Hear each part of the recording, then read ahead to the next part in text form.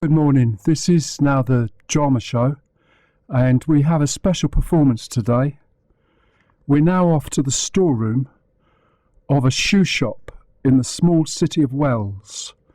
This is a short play called Kicking Off in Somerset, written by Lori Hilson and performed by Sarah Thorn. Wells,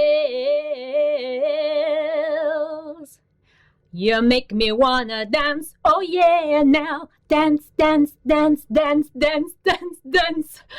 Ah, the Lulu, she will be so happy. It's a nearly spring. Oh, sunshine is so wonderful, a fundamental need for us unassuming Latinos. Oh, listen to me quivering under the leaf of humility. Let's face it, I am unique. How you say? Magnifico. Handcrafted by Italian artisans. A beautiful double-stitched traditional leather sandillo. My life, it is a nothing without the sunshine. I'm not one to complain, but we are lucky if we see a soupçon of daylight cooped up in this dark, dank, dismal storeroom all winter. Oh, when it's spring again, we'll sing again, Mendips to Amsterdam. Di-da-dee-na-dee-na-dee-na-dar, Mendips to Amsterdam. Oh, springtime in Somerset. I do love the city of Wells. It may be small, but it's perfectly formed. A bit like my good self, no? But I must admit to a teensy yearning for the sophistication of Bath. So near and yet so far. You can tell when the dark days are receding because him outside, the shop owner, starts a whistling. To be truthful, the shoe shop is full of his tuneless renditions twice a year. Springtime and in the month of September, when the sensible lace-ups are flying off the shelves during the new school term frenzy. Oh yes, and then there's the... Look, I don't like to moan, I really don't, but end of winter? The boots are back. Returned to the storeroom a week ago, ridiculously large and cumbersome. The men's work boots are the worst, decidedly dull and utilitarian. There's an absurdly huge pair a few shelves up, thinks he's a God's gift. Come on, love, smile, may never happen. You see what I mean? I think I'm supposed to be flattered, but I told him I did. I said I am not his love, and I don't waste my smile on just anyone. This seemed to amuse the lady work boots, but her giggles are for his benefit and not mine. Trust me when I say that she has aspirations way above her station, and she trampled over anyone to achieve them. I'm not the only one looking forward to summer in Somerset, no. I couldn't help overhearing some Wellingtons only yesterday. One's a petite pair, bright pink plastic with yellow sunflowers. Festivals are just the best things ever. I can't wait for Glastonbury. It's like awesome. A huge green pair was in full agreement. He's the traditional type you'd hope would know better, but no. With you, sister. Be there or be square. Honestly, so inflexible. Then this tiny pair of see-through jellies pipes up.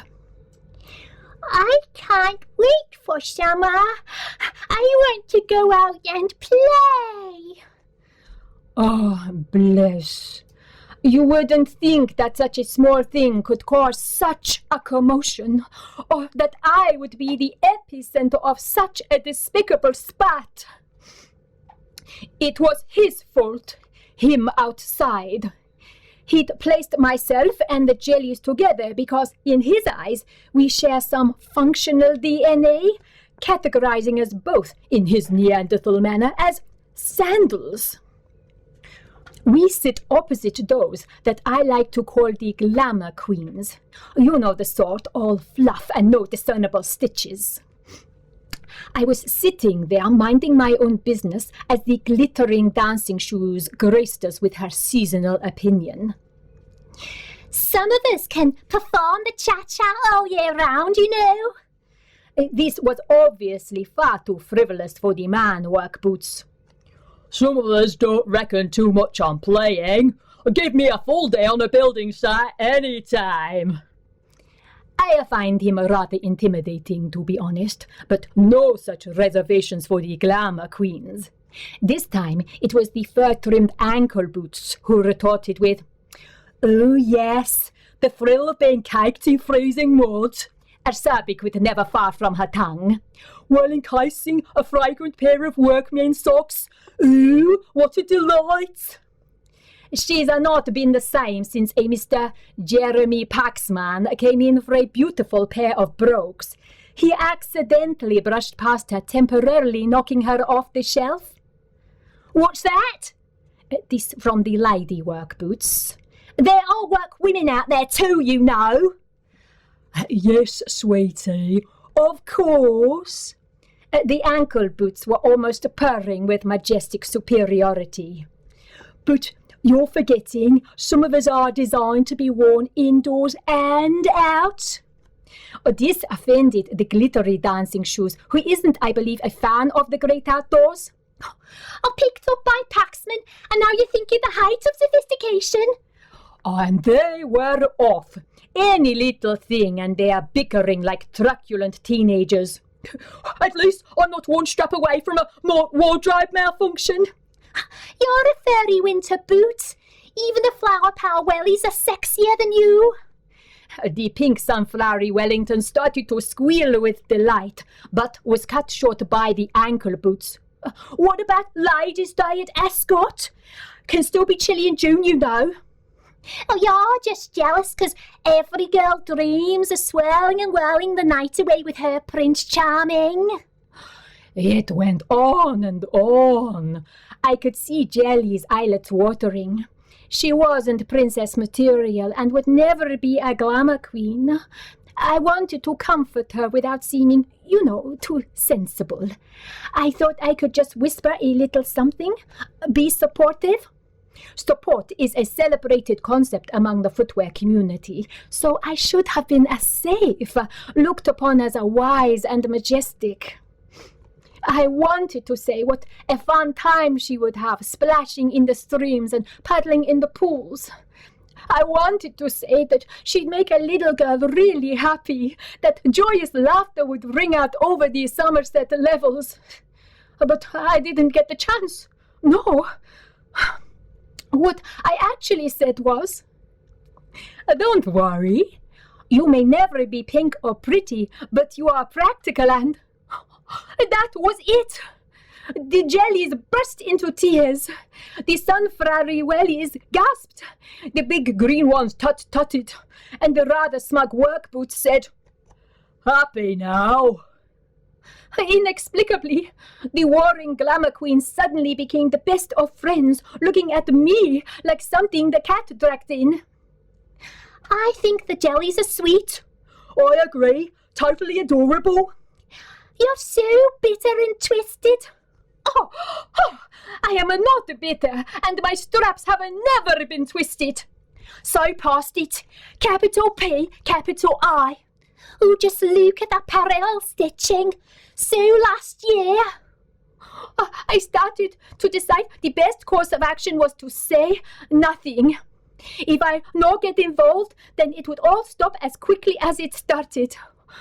My silence seemed to be working despite the jellies continuing to sob. Then, from the shelves above, I heard the lady work boot questioning the man work boot. Are you going to stand for this? Does seem a bit harsh. Harsh? There she is with her la-di-da ways. You know what she thinks of you, don't you? Common as muck. I've not the slightest notion why she is saying this. I would never use such a vulgar term. If you was any sort of a man's boot, you put your foot down. You could tell he didn't want to take it any further, but she was like a little whiny dog with a bone. Yappity-yap. How can anyone work their way to the top? Yappity-yap. With the likes of her dragging us down. I could have hugged the man work boots when he said, I don't think she meant any harm. Look, I think you're wonderful, so manly. The glittery dancing shoes couldn't resist lowering the tone. Get a room already. But we're not all as sturdy as you. Not able to take the knocks from the workshire lardy-dars of this world. Well, when you put it like that... Maybe you could... Nah, perhaps not. What is it, love? Nah, you're too much of a gentleman. For crying out loud, spit it out. Well, maybe you could,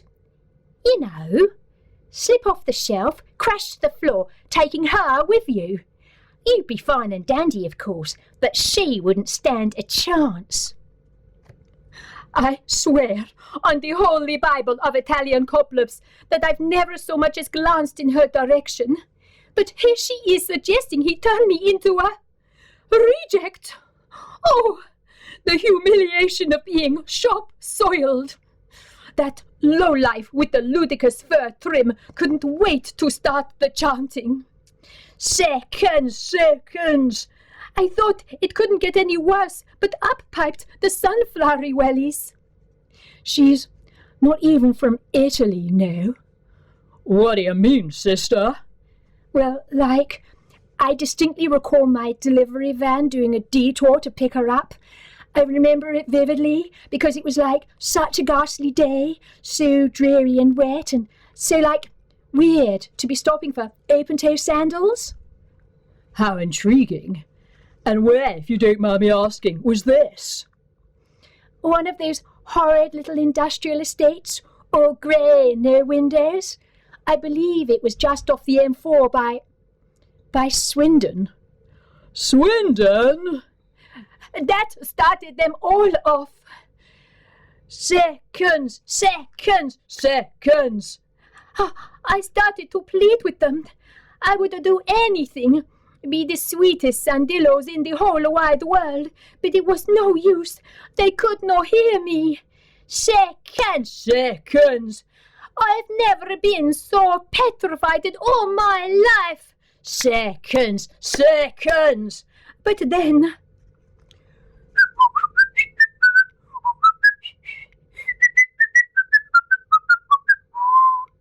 it was a him outside. He swings open the door and flashes on the light. And let's be having you. Boots size 5. Not you fancy ones, the proper boots. He reached for the lady work boots. She threw me such a look of contempt and pleasure as she flew past. She was off and I was stuck here. But then she heard him outside say, "Been a leak at the sewage plant. All hands, or boots, on deck."